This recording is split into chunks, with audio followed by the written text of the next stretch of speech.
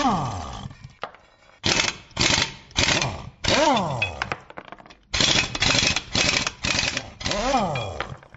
Ben, a lot of people think we only work on Land Cruisers, but we got some exciting news for GX people back here. Yeah, Land Cruiser is kind of a weird word right now. Whether you say Land Cruiser is the big body trucks, the 70 series, or hey, LC250 Land Cruiser Prado.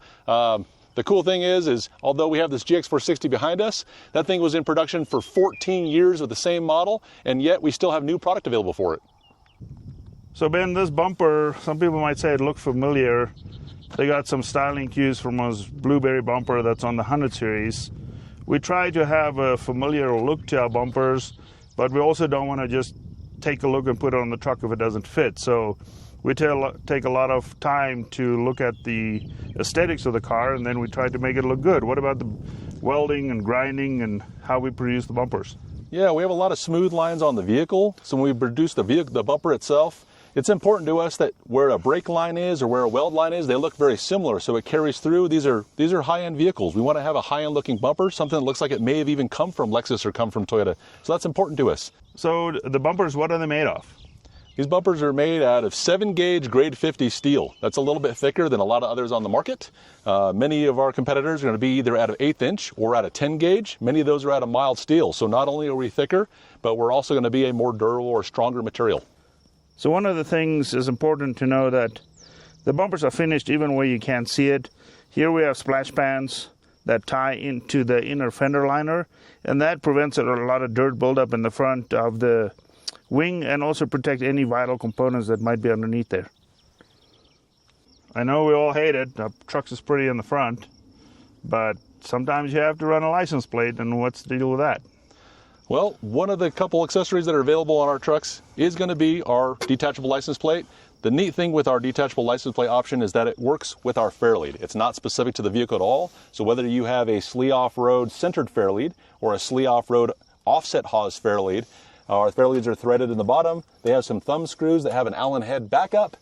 This can be easily removed. It fits with our fairlead. It fits with a Factory 55 flat link should you have that. But the beautiful thing is you're legal, you're ready to go, you're not gonna get harassed by the police, but at the same time, when you're ready to use your winch, you want that thing all the way out of the way, not flipped up, not trying to cut your hands out of the way, see what's going on, just remove it, put it in the back. If you're on a long trip, just take it off, you don't have to worry about losing it, put it in the back, it's there when you need it. Yeah, and that's kind of the standard thing that we started doing because we don't want to take up real estate on the bumper to do a specific license plate mount because it's really difficult to do that sometimes. Another accessory that's available on here with our front bumpers, a lot of times when you do a high clearance bumper, many of these vehicles are designed with a washer bottle that hangs real far down. With a high clearance bumper of any brand, of any type, that's now exposed.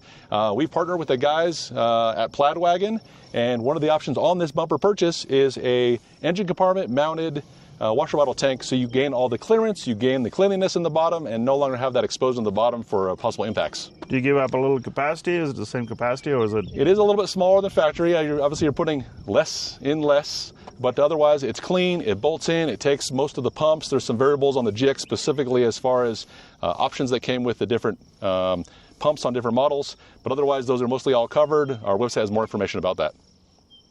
As always, Toyota throws us a little curveball, and with this specific, the 460 bumpers, it's indicator lights.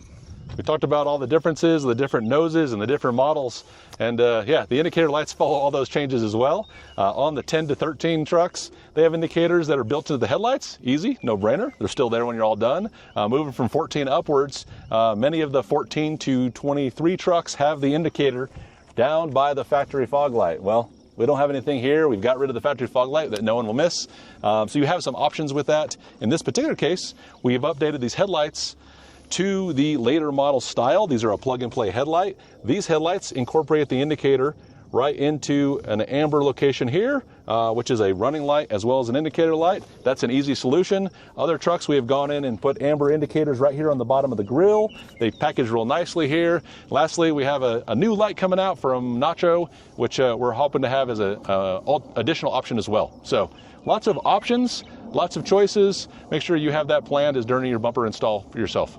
So those lights, they are a OE looking light, but they are not OE, or is that an OE light?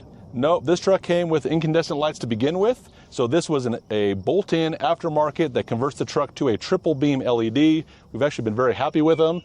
During the whole nose transplant with the aftermarket bumper or Slee off-road bumper, none of the lights on these trucks are already yellowed out and ugly, so that's a good time to go ahead and update, and it does take care of that question.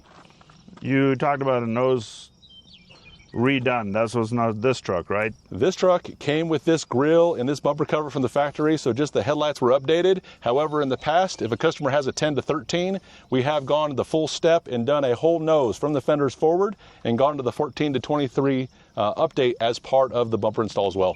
So you retain the fenders and the hood, no paint work. All you have to do is get the bumper cover and the lights, and that you have to get painted. Correct. On the steel parts, there's no painting. However, bumper cover would require some paint. Everything else is bolt on, but a nice refresh. You have the truck, you love it, you want to update it.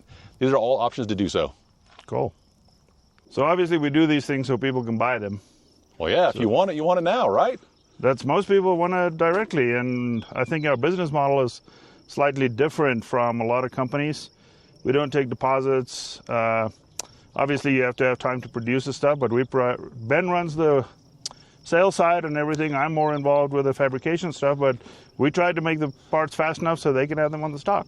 After all the years of been in business, we know that people do not want to wait for their orders. More importantly, they don't want to give you all their money and wait for their product and not know exactly when they're going to have it. We run things a little different. Although we strive to have things in stock all the time, we only collect money when we're ready to sell the part and it's available in stock. Please look at our website. Our website has in-stock inventory. If we run out, we're already making it, we're already producing it, we're not waiting for orders to come in. If it's not in stock, you can sign up to be notified when it is available. That's the time you would make the purchase and we would take the payment for it. But otherwise, again, another little difference at Slee Off-Road, we don't build custom and we don't build to order.